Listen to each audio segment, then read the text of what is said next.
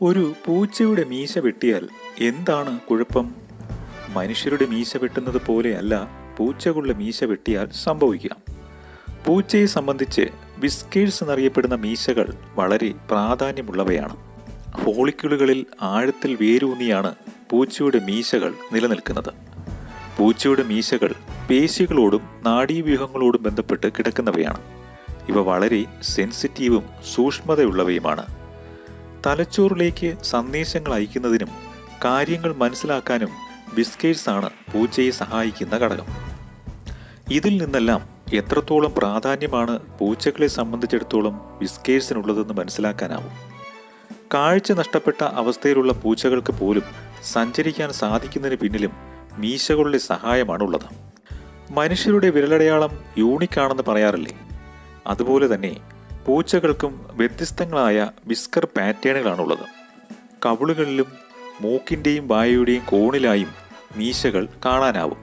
കൂടാതെ പുരികത്തിലും താടിയിലും മുൻകാലുകളുടെ പിന്നിലായും മീശകൾ സ്ഥിതി ചെയ്യുന്നു. മീശകൾ നഷ്ടപ്പെടുന്ന അവസ്ഥയിൽ ഒരു പൂച്ച ആശയക്കുഴപ്പത്തിലാകും.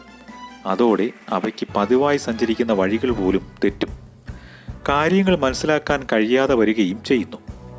മീശകൾ നിരവധി പ്രവർത്തനങ്ങളെ ഏകീകരിക്കാൻ സഹായിക്കുന്നു.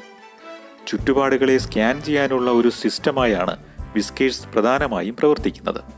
ഒരു വസ്തുവിനെ മീശകൾ കൊണ്ട് സ്പർശിക്കുമ്പോൾ തന്നെ അതിൻ്റെ വലിപ്പവും മറ്റൊരു വസ്തുവുമായി അത് എത്രത്തോളം അകലത്തിലാണ് സ്ഥിതി ചെയ്യുന്നത് എന്ന കാര്യവും പൂച്ചകൾക്ക് മനസ്സിലാക്കാനാവും.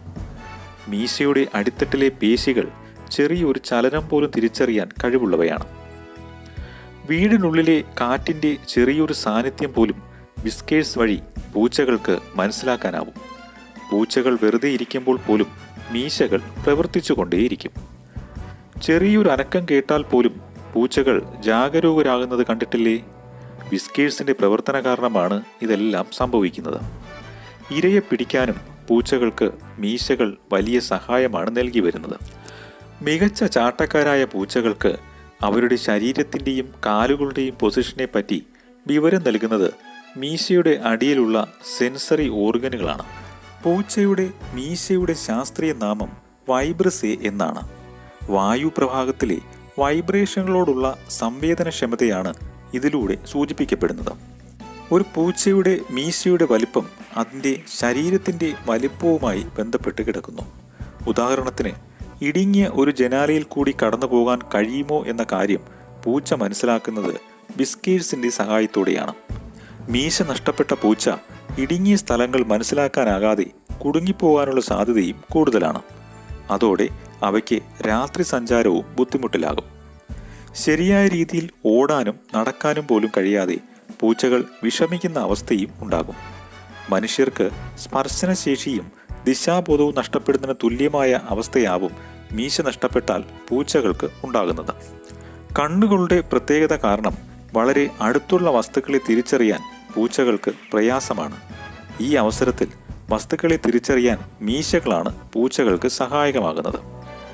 രാത്രികാലങ്ങളിൽ സഞ്ചരിക്കുന്ന ജീവികളായതിനാൽ വസ്തുക്കളെ കൃത്യതയോടെ മനസ്സിലാക്കാൻ വിസ്കേഴ്സ് വളരെ സഹായകരമാണ്. മീശ വെട്ടിയ പൂച്ചകൾക്ക് ദൂരം കൃത്യമായി മനസ്സിലാക്കാനാകാതെ ചാട്ടം പിഴയ്ക്കുന്നതായും ഗവേഷകർ കണ്ടെത്തിയിട്ടുണ്ട്. സ്പിങ്ക് എന്ന് വിളിക്കപ്പെടുന്ന പൂച്ചകൾക്ക് മീശകൾ അപൂർവമായാണ് കാണപ്പെടുക.